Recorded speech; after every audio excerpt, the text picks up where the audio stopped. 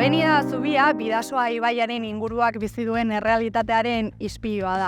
Hain zuzen ere, errealitate guzti hau irudikatzeko Avenida Zubian gaude eta nire atzean hesia ikusten duzue. Hesia hau topatzen dute Europarako bidean doazen migratzaileek eta auzi honek irudikatzen ditu bidean topatzen dituzten zailtasun eta oztopo guztiak.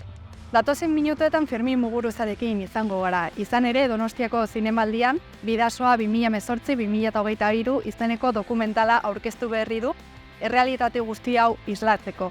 Datozen egunetan, hau da urriaren 20tik aurrera, zinemetan ikusi ahal izango duzuen lana izango da. Zanduena, beraz, lehenik eta behin Fermin, mila esker, guagatik. Kaixo, eskerrik asko zuei.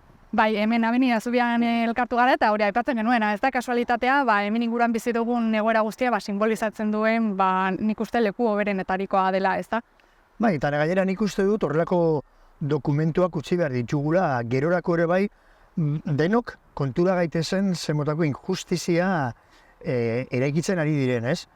Ez da bakarrik, bakarrik, igual latzena, jakina, ez? Hemen izan ditugun da 10 hildako, baina gero ja, zemotako errepresio arrazista eta kontrol benetan bidegabea, ez?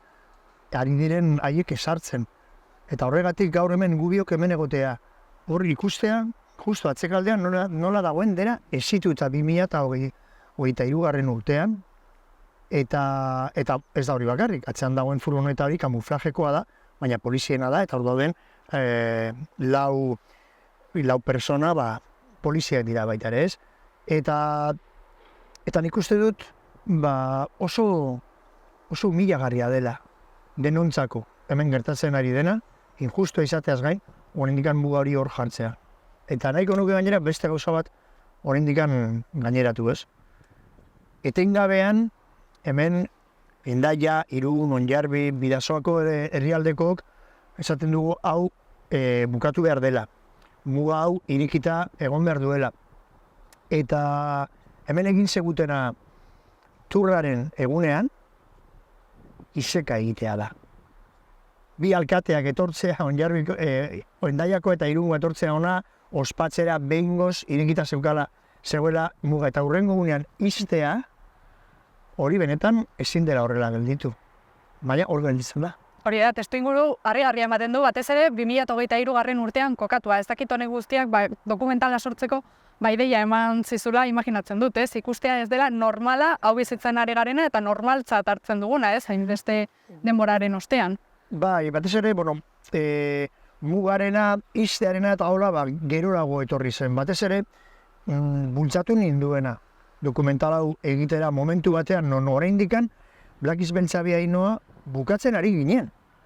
Eta iazko zinemaldian aurkeztu genuela, baina momentu horretan, ni hori izan naiz lanez lepo genbiltzara, eta geneukan iaia biltzeko uneak ziren biltzen ginenean, edo Bidasoa ibaian, edo San Juan plazan protesta egiteko beste migrante bat azaldu zelako hilda hemen Bidasoan. Eta impotentzia hundiz elkartzen ginen, baina hau ez da posible, zer egin genezake, nola posible dugun bukatu honekin, eta hortik hilabete batera, hilabetera, beste bat. Eta beste bat. Eta hiru hauek baitare hor ziburun. Trenak harrapatuta. Orduan, pelikularen erdian, posible dugu esan, zeharka pasatzen zirela horrelako ezbeharrak, ez? Eta tragedia horrek benetan afektatu gintuela asko. Horregatik filma aurkeztu bezain laster, Belodromoan egin genula sekulako aurkezpena, Inigo Anaiari dedikatuta, dena izan zela zoragarria, ez? Eta ingabean geneukan hemen gertatzen ari zenaren zarata hori buruan eta bihotzen ere bai, ez? Orduan bi aukera geneukan, ez? Pelikula aurkeztu eta gero egin behar genuen bira oso bukatuta gero hasi dokumentalo prestatzen, nik esaten nolako hau zerbait egin behar genuen honekin, edo bestela era paraleloan baitaren, pelikula aurkezten ari ginen bitartean ere bai, saiatu gaur grabaketak egiten, edizioak, dokumentazioa biltzen, eta ni nahiago izan nuen berehala jartzea lanean, eta azkenan begira, ailegatu gara pelikularekin bukatuta, eta justu iaz aurkeztu gonela Blackis beltza bi Ainhoa, aurten aurkeztuko dugula Bidasoa 2018-2023 deitu diogun dokumentala. Beraz, pozik, lortu ahal izan dugulako eta baita ere, gaude ere bai, nolaiteko hori ez, sensazio batekin aizue, hau orain kontatu behar genuen, orain delako momentua, hemen gaude orain txertan eta horrek jarraitzen du itxita. Eta dozein egunean gerta daitekelako beste ezbeharren bat. Hori da, dokumentalaren izenburuan hain zuzen ere, bi data ikusten ditugu, 2018 eta 2023, denbora asko pasada tarte horretan, egoera honek aldiz, bilakaera gutxi edo ia gutxi izan du ez. Azkenean ikusten dugu bai mugan, lehen kontrol etengabeak zeuden bi zubietan, orain ez ditugu ikusten modu etengabean, baina kontrolak horregote jarraitzen dute, beraz, gaur egun Bidasoarena den errealitate bat islatzen du ez. Bai, ez zen ere, nahi izan dugu mugatu, 2018 hasi zelako estadu frantsesa hau dena kontrolatzen eta mugak izten. Gero gogortu egin ziren, gero zuk esan duzun bezala, hori izan genuen gainera kontrol iraunkor bat, eta ez hemen, Santiagon eta Behobian ere bai, ez? Eta bueno, Entarratzaraino, hori ez, muga hori dena, erabat kontrolatuta. Orain pixkat malgutu egin dela ematen du, baina polizia guztiak hor daude kontrolatzen.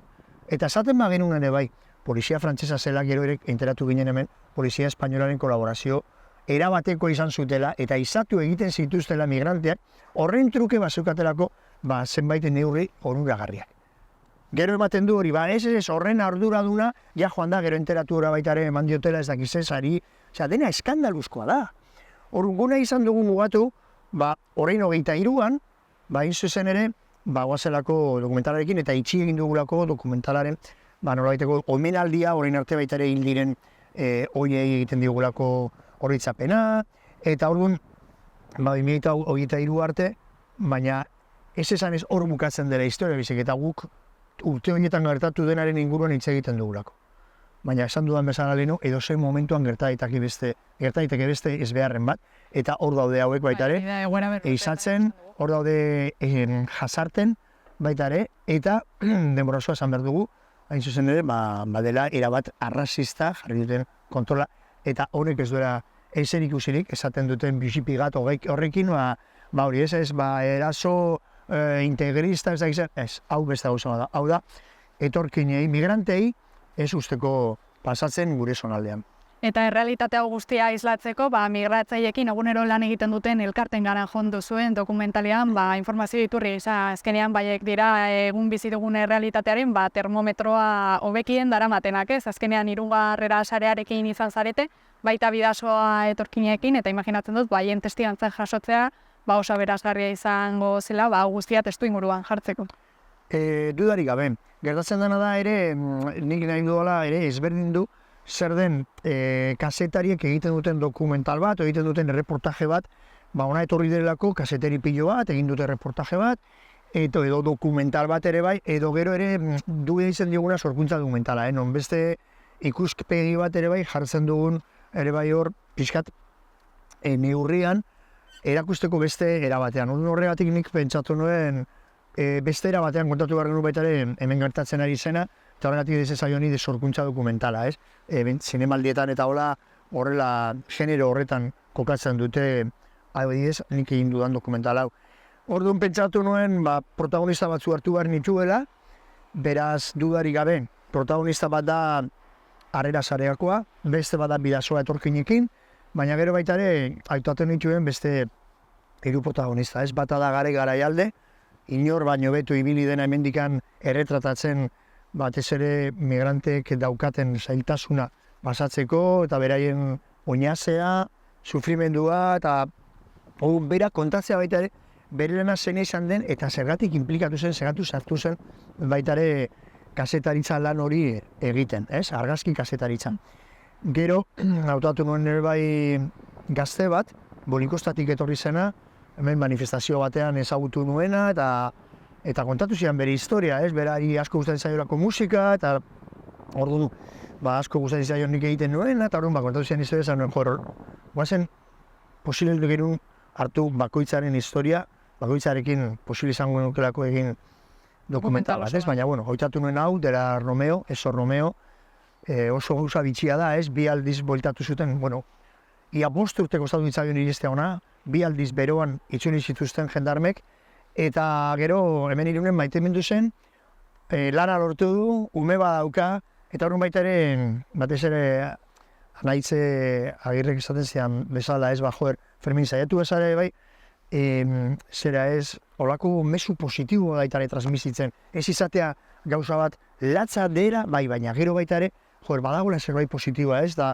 hau ditzen zait oso positiboa dela, oso erakusgarria ere bai, bazkenean nolako izango den gure gizartea ez, eta olako izango da, eta izango da anitza, izango da multietnikoa, multikulturala, eta nik uste Romeok hori baita izatzen duela, ez? Zailtasunak izan ziren, injustizia osoa kontatzen digu, baina gero hemen batean bilakatu du bere tokia eta orain pues ahetz daukagu ere bai hor bere semea, orduan hori da ere beste protagonista da, eta azkeni daukagu Pilar Janela dela neska bat Gineatik etorri zena, bullyinga jaso zuena, eskolan ez dakiz, baina gero dantzaren bidez eta musikaren bidez ahaldundu egin dena, eta baita ere zera positibo daukagu, ez? Beraz, hori dira protagonistak, baina gero falta segure bai, 6.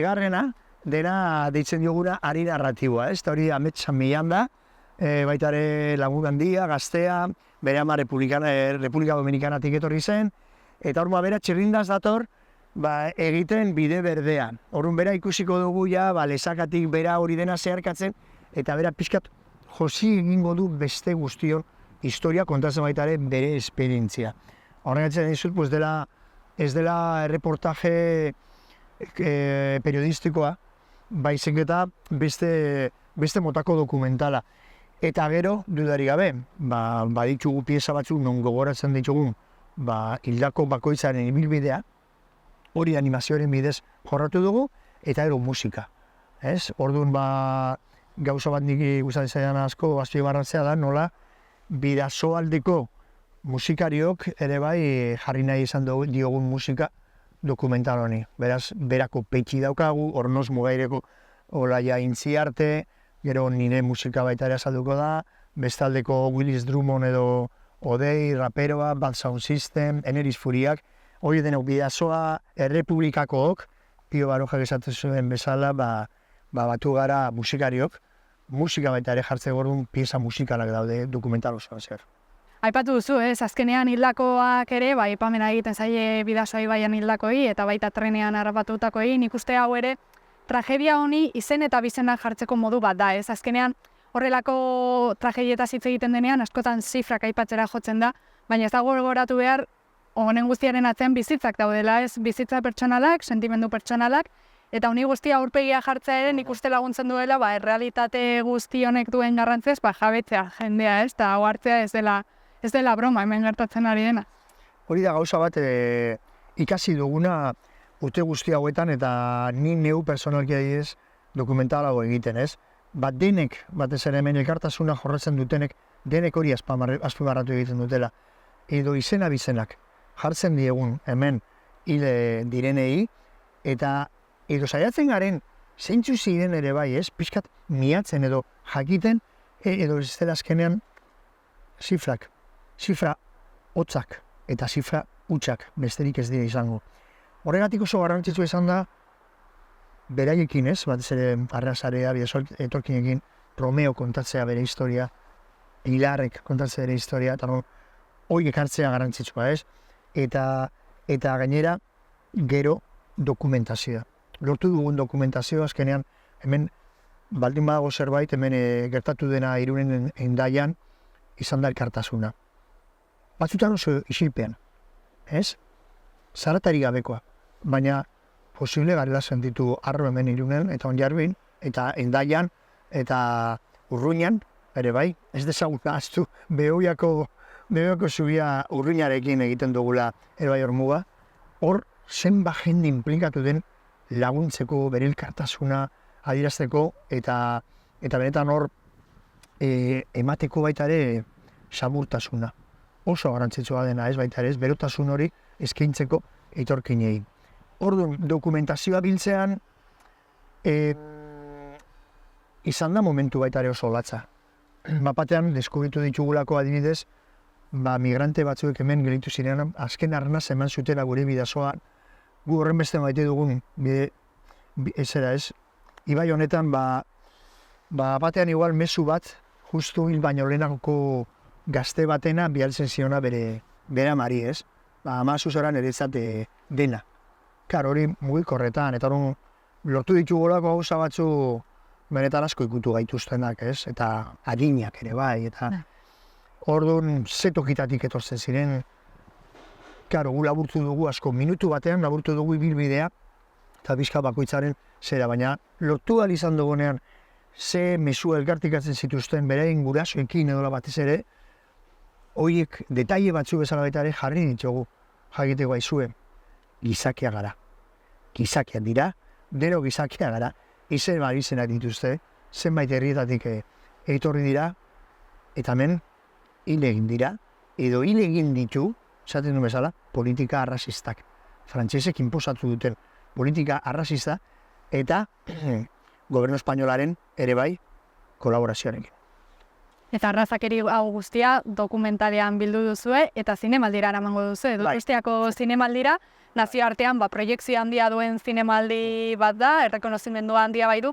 Imaginatzen dut, hau ere garrantzitsua izango dela, honi zabalpena emateko modu aproposa izango dela, ez? Azkenean, hemen leku txiki batean gertatzen den gertaera bati, proiekzio internazionala emateko aukera emango dizuelako, ezta? Imaginazazu, ebili naizela mundu osoan zehar Black Beltza bi Ainhoa aurkezten. Eta naiz batez ere estadu frantsesan, estadu espainolean, hori izan da toki bakoitzan igual 30 aurkezpen, baina gero baita ere ibili naizela Alemanian, oraintxe bertan nator Suizatik ere bai, ibili nintzen estatu batuetan, egon nintzen Mexikon, Kolombian. Aipatzen nuenean gai hau, inork ezekien ezer, baina zerrez. Baina oraintxe, adibidez, esaten dizut, Madrilen bertan ere bai, bai, entzun dugu zerbait baten bat, baina gutxi. Hori, horren beste, baina uste genuen bai, baten batek motazuela bere burua ibaira, eta hori hile egin zela, eta hori ditota, eta... Baina jendeak ez daki gai honen inguran. Horregatik, helburua zen ere bai, dokumental honekin ailegatzera zinemaldira. Horregatik ez baitaren, ez aste orain lanean ez, orain behar dugu hau kontatu. Eta joatea zinemaldira ez bairik gabe ez, oso berandu iritsin ginen, baina azkenean lortu dugu egotea, eta estrellaldi mundiala zinemaldian egingo dugu. Zinemaldiak ematen dion oihartzun mediatikoa nazioartean itzela da. Eta dagoeneko hasi da jendea berriz ere, elkarrizketak eskatzen, interesatzen, trailera orduan zabaldu dugu, eta trailerrekin jende askok ez, jode, baina zer da hau? Ez nekien horren beresterako, edo hor ateratzen dira baitaria, armarildakoen, lortu genituen askoren bai arrazkiak, zenideak, gurasoekin harremanetan jarren larelako, anaiekin, anai arrebekin, eta horren marrazkien bidez ere bai, zer egin dugu ez? Hau da izena. Hemen digetari zen. Jaiotze data, hemen eriotze data ere bai ez? Eta bakarrik horrekin, 2 minututan kontatzen dugula, jendea harritu da, jende askok ez? Hor YouTubeen 5.000 eta piko bizita, baina nire Instagram kanalean ere bai, 25.000, eta horren esaten zuzak, lortzen ari gara impacto hori. Eta irailaren 28an odun egingo dugun hor justu bestrenaldian, sekulako jartzen hortuko dugu, nazioarteko mundu guztia zinemaren inguruan hor dagoenako, baina gero baita ere urriaren 20an joango gara zinemetara, eta dagoeneko Latinoamerikan dagoen dokumentalen inguruko festivalik handiena, Mexikon egiten dena, hautatu du dokumental hau sari ofizialean egoteko, Docs MX izena daukana, ez? Orduan, berearaziko gara hori haudera mugitzen, eta justo zinemaldia bukatuta gero, orduan Pontevedran baita ere Galizian egiten den dokumentalen inguruko beste festival batean, proiektatuko da eta bihariko dugu Romeo, bere bikotekidea, eta joango dira biak ere bai. Ez orduan saiatuko naiz ni bai abendu arte honekin egoten, bultzatzen, baliatuko naiz, ni daukanan oihartzun mediatikoaz, baina gero ere bai protagonistak, benetan dokumentaleko protagonistak, haiek posible duten joan dokumentalarekin eta gauzak kontatu, ez? Benetan interesgarria dela eta beharrezkoa. Ikusten dugu sekulako lana dagoela honen guztiaren atzetik, pertsona asko inplikatu dira dokumental hau errealitatea izan alde izateko.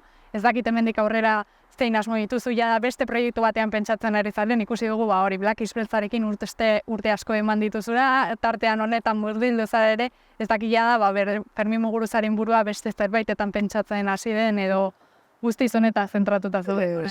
Ez, gertatu izan zen, behin hasi ginera gainera Blakiz Beltzaren proiektuarekin kaleratu genuela, eleberri grafikoak kaleratu ditugula, erakusketak bat Bilbon hasi zen Alondegian, gero itineratu zuena Bartzelonara, gero Donostiko Santelmon ere bai egon zena, musika kaleratu dugu, bira bat egin nuen, orain duela 10 urte, dena joan naizela kateatzen, ez? Hor lehenengo pelikularekin baita ere, aurkeztu genula 2018an, 2022an bigarrena, anaiaren heriotza hor egon zen tartean, orain dokumental hau eta egia esaten baizu 2024 izango da pixkat nire urtea arnasa hartzeko eta ikusteko gerora begira eaz egitasmoetan sartuko naizen.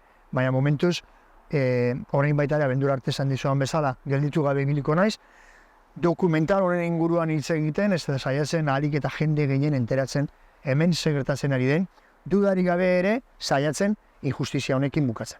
Eta ea zertarako balio duen, mila esker Fermin, esandako guztiarekin geldituko gara, ea zer ematen digun Bidasoa 2018-2023 dokumental honek. Mila esker. Eskerrik asko osoei.